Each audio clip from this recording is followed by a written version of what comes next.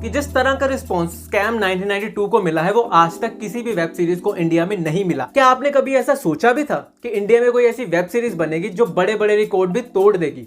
जी हाँ, स्कैम 1992 ने ऐसा ही कुछ काम किया है।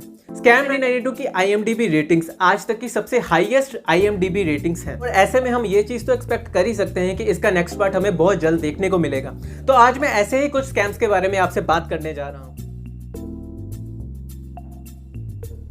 तो सबसे पहले बात करते हैं 2001 में हुए केतन पारेख के स्कैम के बारे में। बैंक में उनके दो मेन ऐसे बैंक हुआ करते थे जिनसे वो फंड लिया करते थे और वो थे GTB बैंक यानी ग्लोबल ट्रस्ट बैंक और दूसरा था MMCB बैंक यानी माधवपुरा मर्केंटाइल कोऑपरेटिव बैंक। इन बैंक्स में केतन अपने शेयर गिरवी रख देते थे और इनसे काफी ज्यादा लोन ले लेते थे। उस टाइम पे RBI के रूल्स ऐसे थे कि आप किसी को भी 15 करोड़ से ऊपर का लोन नहीं दे सकते, लेकिन इन दोनों बैंक ने काफी ज्यादा लोन केतन को दे दिया था। GTB ने यहाँ 100 करोड़ का लोन केतन को दिया था, वहीं MMCB ने उनको 800 करोड़ का लोन दिया हुआ था। जिस तरह से Harshal Mehta ready forward deals का इस्तेमाल गलत तरीके से करते थे, उसी तरह से केतन पारेख भी पे ऑर्डर्स, जिसको पेमेंट ऑर्डर भी बोला जाता है, उसका इस्तेमाल गलत तरीके से करने लग पड़े थे। अब इस पे ऑर्डर में क्या होता था, पे ऑर्डर लेने से पहले कुछ अमाउंट उस बैंक को भी पे करना पड़ता था।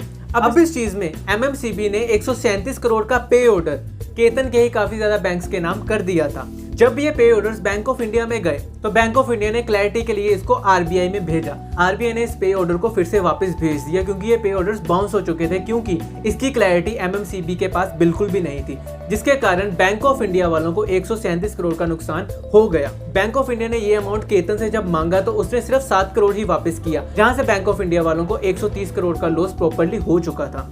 ये बात जब उन्होंने CBI वालों को इन्फॉर्म की तो CBI वालों ने केतन को गिरफ्तार कर लिया। तो ये था केतन पारेख का स्कैम। जिस तरह से हर्षद मेहता की स्टोरी को भी सबके सामने सुचिता दलाल लेके आई थी, उसी तरह से ये स्टोरी को भी सबके सामने सुचिता दलाल ही लेके आई थी। उसके बाद MMCB को एज ए डिफॉल्टर ट्रीट कर उसका लाइसेंस कैंसिल कर दिया।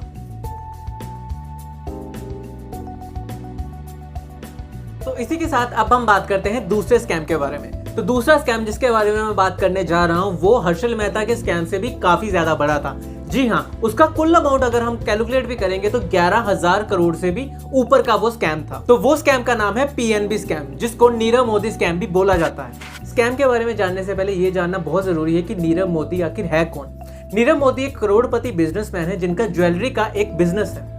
अब उन्होंने क्या किया था कि अकॉर्डिंग टू CBI उन्होंने काफी ज्यादा फर्जी लेटर ऑफ अंडरस्टैंडिंग बनवा लिए थे फ्रॉम PNB बैंक। अब उस लेटर ऑफ अंडरस्टैंडिंग का मतलब क्या होता है कि जब भी आप किसी फॉरेन बैंक से लोन लेते हो तो उस लोन के लिए उनको एक सिक्योरिटी देनी पड़ती है, जिसको लेटर ऑफ अंडरस्टैंडिंग का नाम दिया जाता है। अब वो लेटर ऑफ अंडरस्टैंडिंग किसी बैंक के थ्रू ली जाती है। नीरव मोदी ने पंजाब नेशनल बैंक से फर्जी में लेटर ऑफ अंडरस्टैंडिंग बनवा के फॉरेन बैंक को ये चीज दे दी, जिसके कारण उनको लोन मिल गया। अब इस लेटर ऑफ अंडरस्टैंडिंग का मतलब क्या होता है कि अगर नीरव मोदी वो लोन ना दे सके तो ये सारा लोन उस बैंक को देना पड़ता है।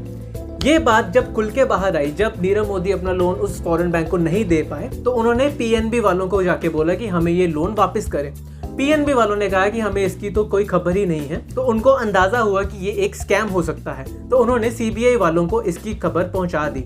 CBI ने जब इंक्वायरी की तो ये चीज बाहर निकल के आई कि PNB बैंक के 2 ऐसे एम्प्लॉयज थे जिन्होंने ये फर्जी letter of understanding Nirav Modi के नाम की थी, जिसके कारण ये सारा घपला हुआ था और एंड में नीरव मोदी को गिरफ्तार कर लिया गया था। इन दोनों स्कैम्स के अलावा भी बहुत सारे स्कैम्स हैं जिनको हम सीजन 2 में देख सकते हैं, जैसे कि Shraddha scam, NSEL scam, CR Bhansali scam और सत्यम स्कैम।